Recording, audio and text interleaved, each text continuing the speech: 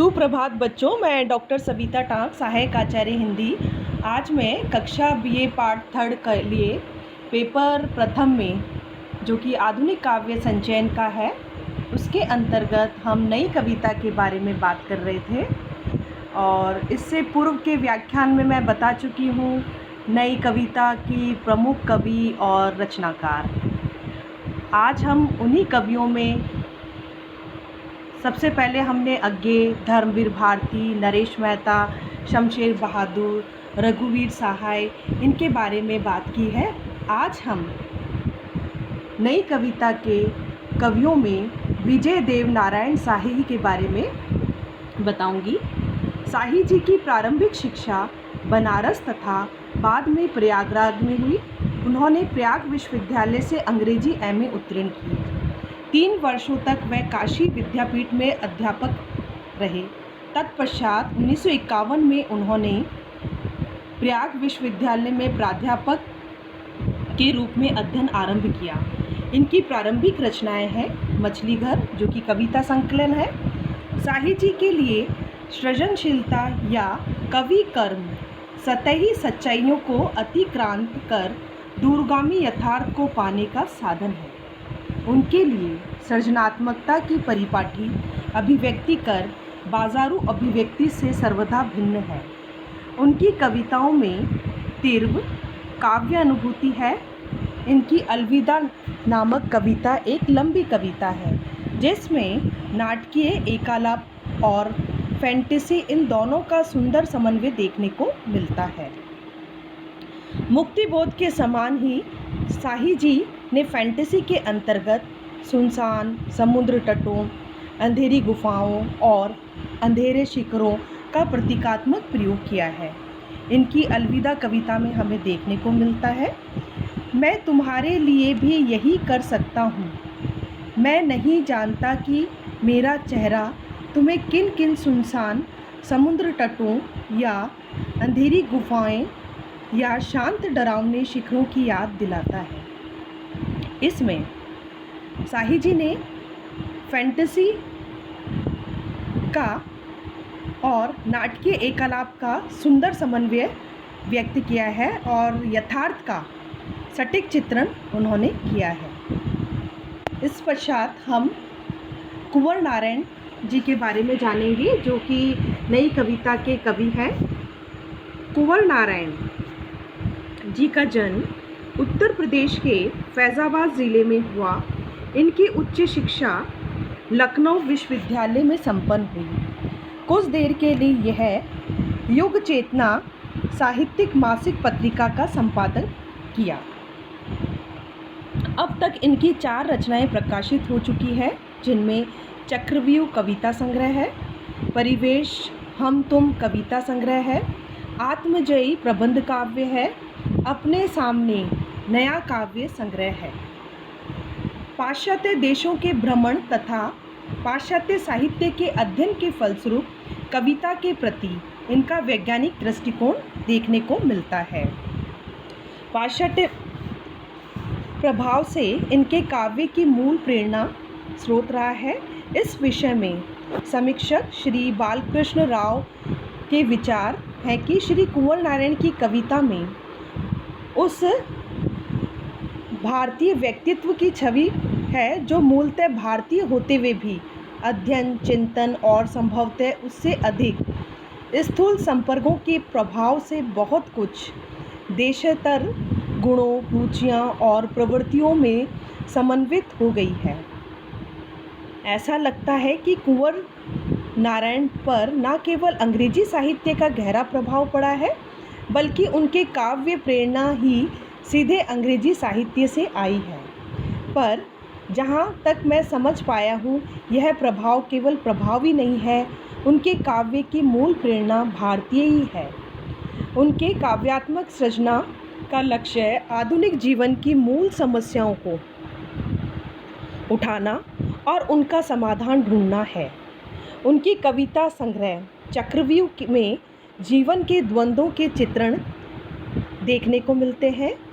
आत्मजय में उनका प्रबंध काव्य है, जिसमें नचिकेता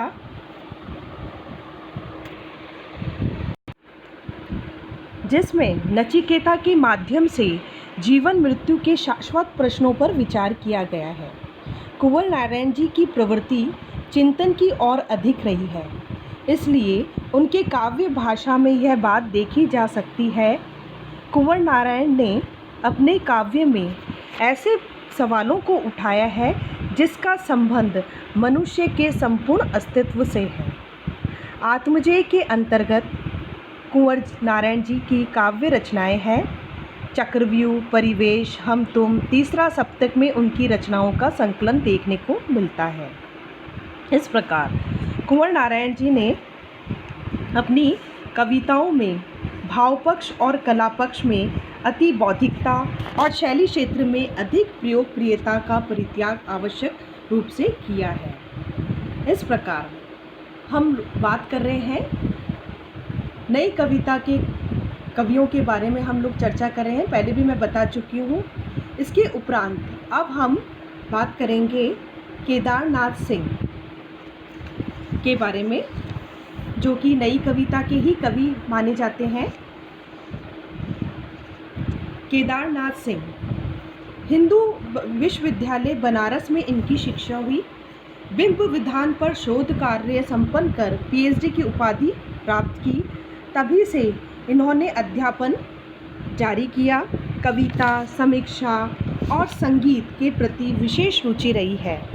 अब राजनीतिक संक्रमण के प्रति भी बेहद जागरूकता रखने लगे हैं। अब तक इनकी कई कृतियां हैं, जिनमें बिल्कुल अभी, जो कि सन 1960 में प्रकाशित हुई कविता संग्रह है। जमीन पक गई सन 1980 कविता संग्रह। कल्पना और छायावाद आलोचना है। केदारनाथ की पहली कविता में सबसे अधिक बिंब विधान है। कवि का उस समय का अनुभव था कि बिंब विषय को मूर्त बनाते हैं। इनके अनुसार बिना चित्रों, प्रतीकों, रूपकों और बिंबों की सहायता से मानव अभिव्यक्ति का अस्तित्व संभव नहीं है। रूप, रस, गंध, वर्ण और स्पर्श जैसी इंद्रिय विषयों की बिंब योजना में इन्हें पर्याप्त सफलता मिली है।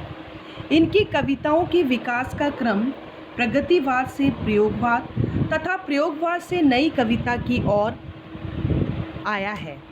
प्रारंभिक रचनाओं में बिंबों और प्रतीकों के प्रति अत्यधिक मोह के कारण इनके काव्य में कहीं कहीं दूरता और अस्पष्टता लक्षित होती है, किंतु तनिक कल्पना के उपयोग के बाद ऐसा लगता है कि उनमें ऐसे सूक्ष्म रेखाएं हैं जो बोध को विशेष अर्थ प्रदान करती है।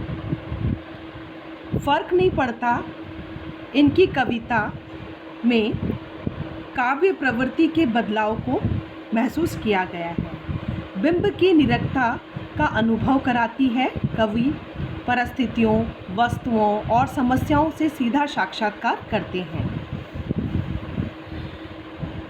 इनका काव्य संग्रह 1980 में प्रकाशित हुआ। इसमें वस्तु तत्व और शिल्प तत्व दोनों की दृष्टि से उत्कृष्ट है।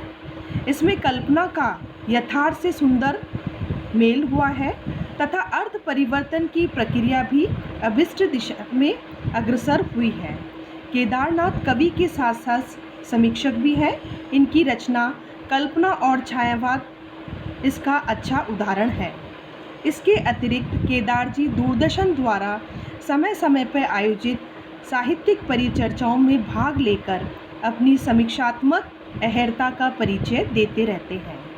इन्होंने अपनी कविता में अधिकतर मुक्तक छंदों का प्रयोग किया है, जिसमें लयात्मकता का प्राय अभाव है। भाषा में उर्दू भाषा के शब्दों का बाहुल्य देखने को मिलता है। अब है नई कविता के कवि भारत भूषण अग्रवाल।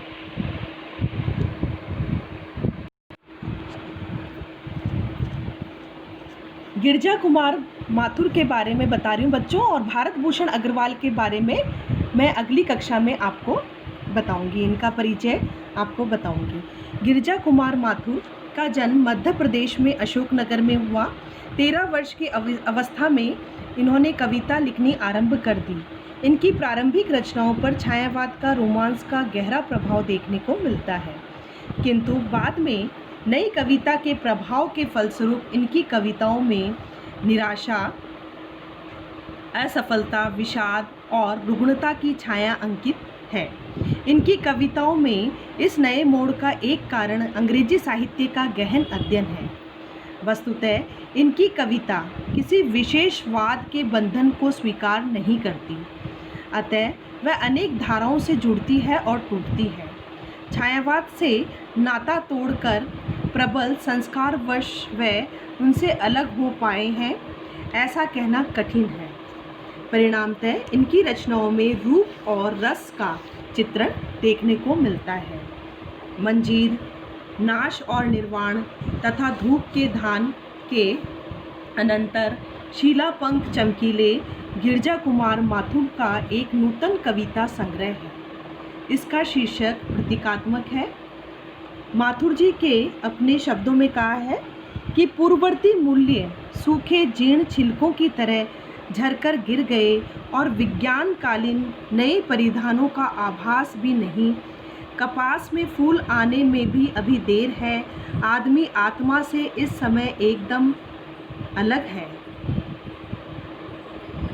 चमकीली शिखाएं पंख लगाकर उड़ गई है।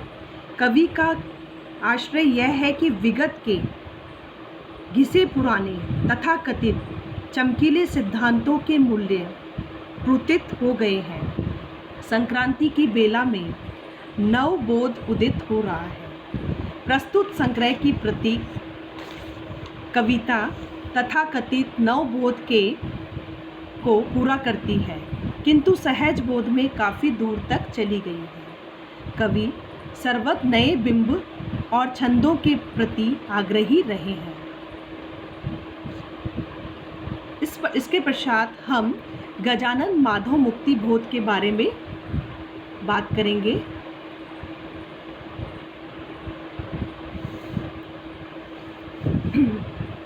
इनकी रचनाओं एक स्वस्थ सामाजिक चेतना और लोक कल्याणकारी भावना तथा जीवन के प्रति एक व्यापक दृष्टिकोण लेकर लिखी गई है। डॉक्टर इंद्रनाथ मदान के अनुसार मुक्तिबोध पर टाइस्टाल और मार्क्सवाद का प्रभाव देखने को मिलता है। इनकी कविताओं में तथाकथित अस्तित्ववादियों के क्षणवाद के स्थान पर शाश्वत आशावाद, जीवन की विद्रुपता और क्षणभंगुरता के स्थान पर उसकी सुंदरता और गतिशीलता, निराशा के स्थान पर आस्था तथा व्यक्ति में दर्वित अहम के स्थान पर समष्टि की चेतना चित्रित हुई है। काव्य सृजन के प्रति इनका दृष्टिकोण सदा प्रगतिशील रहा है, अतः इन्होंने आधुनिक हिंदी कविता के बाद किसी कटघरे में सीमित करना उचित नहीं है। डॉक्टर नामवर सिंह के अनुसार नई कविता में मुक्तिबोध की स्थिति उसी तरह है जिस तरह छायावाद में निराला की है। निराला के समान ही मुक्तिबोध ने भी अपने युग के सामान्य काव्य मूल्यों को प्रतिफलित करने के साथ उसकी सीमाओं को चुनौती देकर उस सृजनात्मक विशिष्टताओं को चरितार्थ किया है जिसमें समकालीन काव्यों का सही मूल्यांकन किया गया हो। इस विषय में शमशेर जी ने अपने विचार व्यक्त किए कि हिंदी की नई पीढ़ी का बिल्कुल अपना कवि, सबसे प्रिय कवि और विचारक गजानन मुक्तिबोध ही है। यह निर्विवाद है। उनकी तुलना में किसी भी प्रकार से कोई भी नहीं ठहरता है। उनकी काव्य कला की सबसे बड़ी विशेषता है कि उन्होंने मानव जीवन की जटिल संवेदनाओं और उनके अंतर्द्वंद्वों की सृजनात्मक अभिव्यक्ति के लिए फैंटेसियों का कलात्मक प्रयोग किया है। फैंटेसी में जासूसी कला के समान कल्पनाओं और विचारों की एक के बाद एक परतें खोली है। यहाँ कवि की मस्तिष्क की उर्वरता से सच्चे दर्शन देखने को मिलते हैं।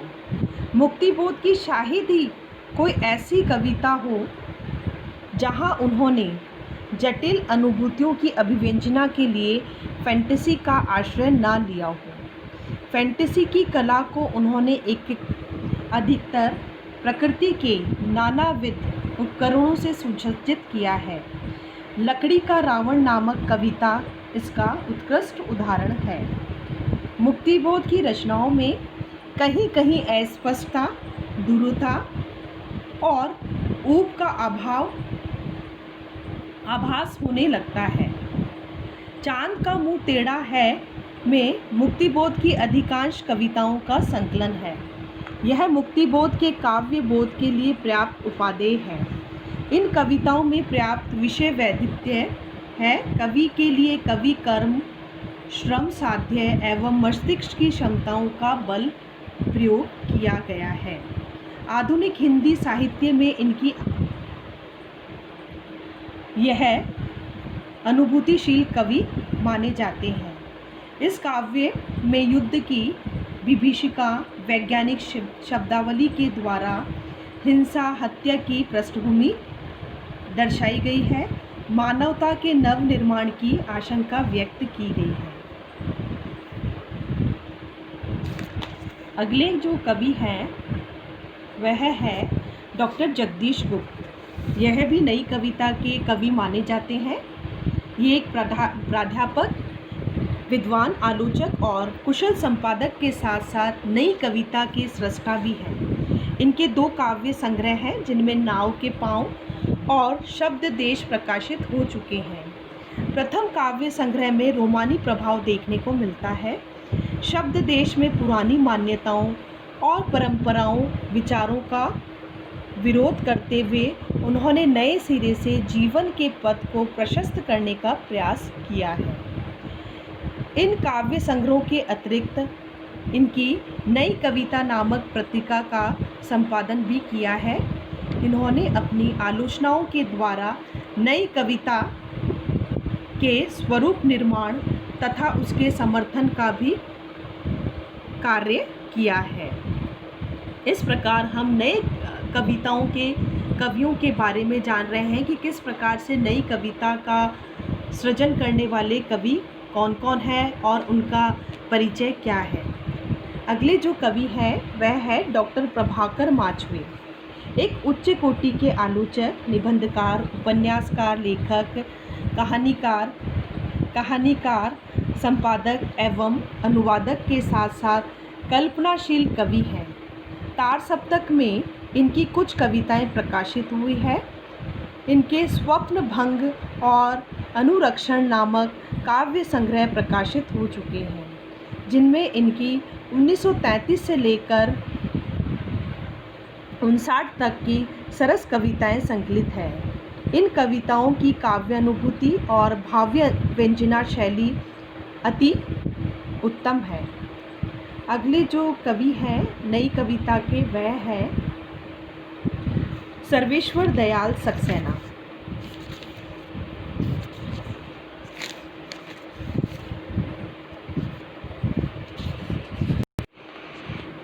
सर्वेश्वर दयाल सक्सेना जो कि नई कविता के कवि हैं। सर्वेश्वर जी के विषय में अज्ञे जी ने कहा है कि समकालीन सत्य और यथार्थ को जो नई कविता सफल और सबल हाथों में पकड़ सके, जो सच्चे अर्थों में समकालीन जीवन से संतृप्त हैं, उनमें सर्वेश्वर जी का नाम उल्लेखनीय है, विशेष स्थान है। सर्वेश्वर जी का काव्य क्षेत्र और व्यक्तित्व अत्यंत व्यापक है। उनमें लोकगीत की मस्ती भरी धुन पर सहज प्रेम के गीत गाने की जितनी सामर्थ्य है, उतनी ही संक्रांति की उलझी हुई संवेदनाओं को व्यक्त करने की क्षमता है। विरह की गहन व्यथा को अद्भुत संयम के साथ कविता में उतारने की उनकी क्षमता अतुलनीय है। उतनी ही युग की विषमताओं पर चुपते व्यंग करने की भी है। उनमें जितनी अनास्था और पराजय है, उसमें कहीं आस्था और विजय और विश्वास है। प्रकृति को खिलवाड़ की मनः स्थिति में चित्रित कर सकें और गहन तक अनुभूतियों के रंग में रंग कर भी उन्होंने अपनी रचनाएं रची हैं। जीवन के हर कहीं क्षेत्र में कवि कि कविता बोलने की इस व्यक्ति में अजीब ही ताकत है। इनके काव्य में एक सफल नए कवि की सभी विशेषता देखने को मिलती है। सर्वेश्वर दयाल सक्सेना कविता को औद्योगिक सभ्यता एवं कृषि सभ्यता जन दो कटघरों में विभक्त करना अभिष्ट नहीं समझते। वह कविता को मूलतः मानव की वस्तु समझते हैं। अतः उनके लिए मानव से ऊपर कुछ नहीं है। मानव को ऊपर से चमकदार किंतु भीतर से खोखला बना दिया है। इसके विपरीत कृषि सभ्यता हमें व्याप्त आत्मिक परिवेश से जोड़ती है। सर्वेश्वर जी की प्रकृति और नारी की रागात्मकता में डूबकर कविता की रचना की है, किंतु उनमें भाव प्रवणता के स्थान पे बौद्धिक संयम देखने को मिलता है। उनकी काव्य रचनाएं हैं काठ की घंटियाँ, गर्म हवाएं, जंगल का दर्द आदि काव्य संग्रह है। इस प्रकार से बच्चों नई कविता के बारे में हमने पूरी अच्छी तरह से समझा है, जाना है। नई कविता का सामान्य परिचय, नामकरण, स्वरूप, प्रमुख कवि कौन कौन से हैं। इनके अलावा नई कविता के और भी कवि हैं, जिसमें भवानी प्रसाद मिश्र हैं, कैलाश वाजपेयी जी हैं, श्रीकांत वर्मा है। अब मैं इस प्रकार से हमने इस पूरे व्याख्यान में नई कविता के पूरे व्याख्यान में हमने नई कविता के बारे में जाना है, समझा है। अब हम जो अगला व्याख्यान होगा नई कविता की प्रवृत्तियों के बारे में जानेंगे, समझेंगे। धन्यवाद।